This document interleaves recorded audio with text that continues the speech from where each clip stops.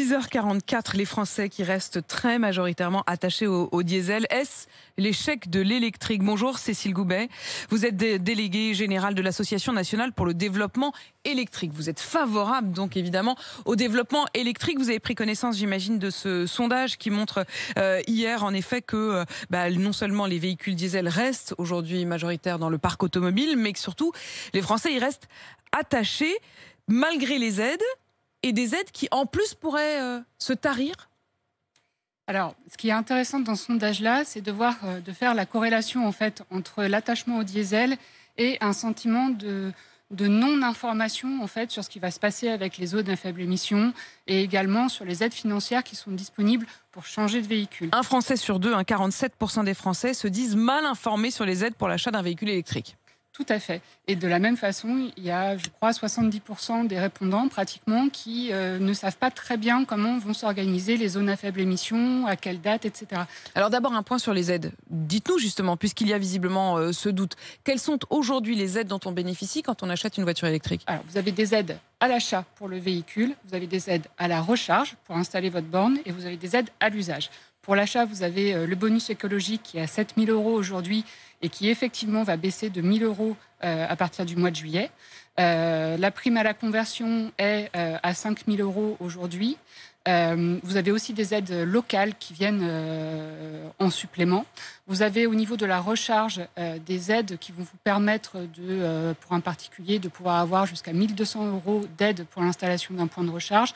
Il y a également des aides pour accompagner les entreprises et les territoires pour développer les réseaux.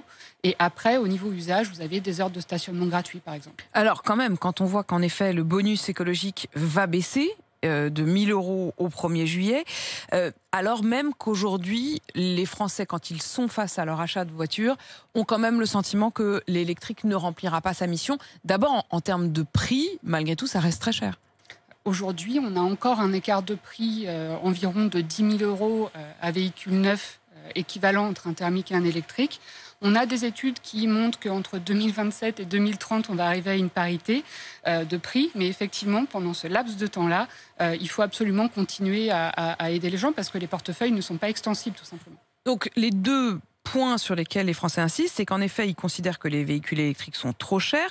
Vous nous dites, il faut encore attendre quelques années avant que les prix soient comparables. Et puis surtout, 60% considèrent leur autonomie insuffisante. On entendait tout à l'heure un auditeur qui appelait pour dire à quel point c'était parfois la galère de réussir à trouver une borne adaptée à son véhicule, à pouvoir recharger, et puis ensuite le temps de recharge interminable.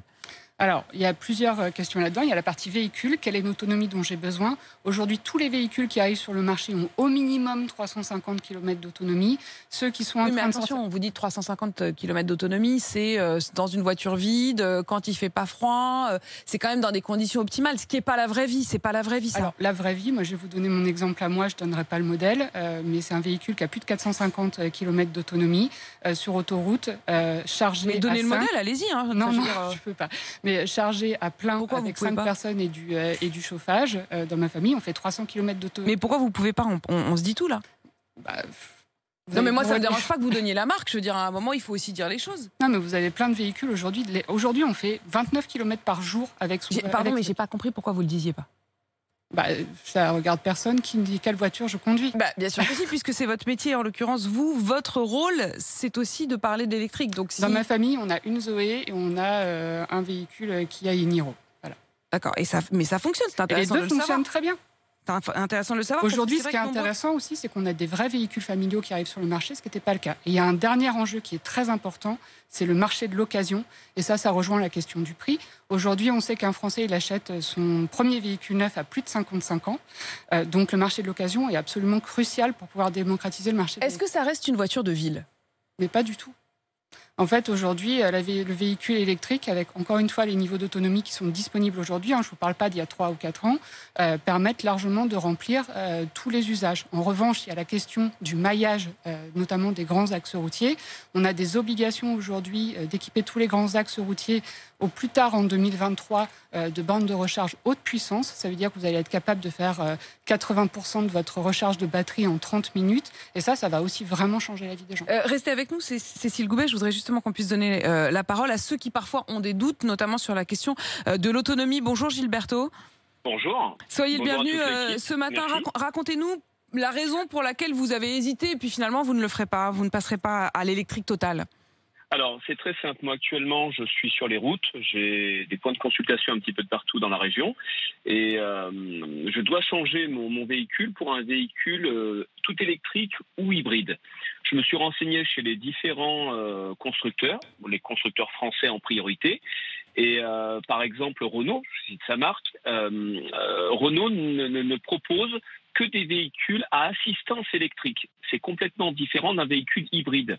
Ça vous aide à démarrer en électrique et ça bascule en électrique. Donc ça, c'est un véhicule qui ne correspond pas... Pour la route que vous avez besoin de faire, parce que vous faites beaucoup de kilomètres, hein, donc c'était vraiment pour votre usage. Hein. Voilà, aujourd'hui, ce genre de véhicule converge plutôt sur la ville et non pas sur l'autoroute.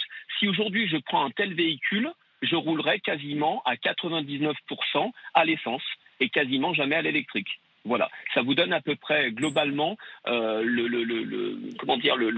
type de système est complètement incompatible avec mon style de vie en l'occurrence. Vous allez prendre une hybride du coup ?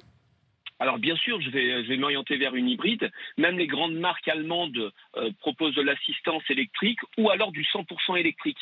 Et aujourd'hui, à part Tesla qui propose des superchargeurs qui ne sont pas sur le réseau routier autoroutier, faut sortir de l'autoroute pour avoir ce superchargeur. Je ne sais pas encore pour l'instant ce que je vais prendre. Gilberto, Cécile Goubet, qu'est-ce que vous pouvez répondre à la situation, voilà, de la vraie vie, comme je disais ? Alors aujourd'hui, les véhicules qui sont en vente, les nouveaux modèles, ont largement, comme je vous le disais, 350 km, 450, 500 km. Et je ne vous parle pas des véhicules premium comme la marque dont parlait monsieur à l'instant. En revanche, après, si c'est quelqu'un qui fait plus de 300 km par jour et qui fait que de l'autoroute, mais encore une fois, la moyenne, c'est 29 km par jour, il y a une question à se poser, effectivement, sur son usage. Et une question aussi qui se pose sur la question de la pollution ou non réelle de l'électrique. Et c'est une question d'Antoine. Oui, qui nous écrit « Je suis prof de physique, je travaille sur le sujet avec mes élèves. » Et il nous dit « Il faut prendre en compte le bilan carbone complet de ces véhicules électriques qui polluent beaucoup avant même leur premier kilomètre. » Il dit voilà, c'est pas forcément plus écolo d'avoir un véhicule électrique qu'un véhicule thermique. Alors, sur un véhicule, il y a plusieurs façons de calculer l'impact environnemental. Le meilleur moyen de le faire, c'est l'analyse de cycle de vie complète. C'est-à-dire au niveau de la production. Et c'est vrai qu'il a raison, au départ, le véhicule électrique part avec un léger handicap par rapport au thermique du fait de la production de la batterie. En revanche, sur l'analyse de cycle de vie complète, en France, on a un bilan environnemental qui est, pour le véhicule électrique, presque 80% meilleur que le véhicule thermique. Et ça se retrouve aussi en moyenne au niveau européen.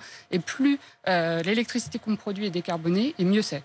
Merci beaucoup Cécile Goubet d'être venue défendre l'électrique dans ce studio. Vous êtes déléguée générale de l'Association nationale pour le développement électrique et on en débat tous ensemble ce matin au 32-16. Vous restez peut-être attaché à votre diesel comme on l'entendait à l'instant ou alors au contraire vous avez choisi de passer à l'électrique. Venez témoigner de votre expérience. On vous attend au 32-16, 6h52.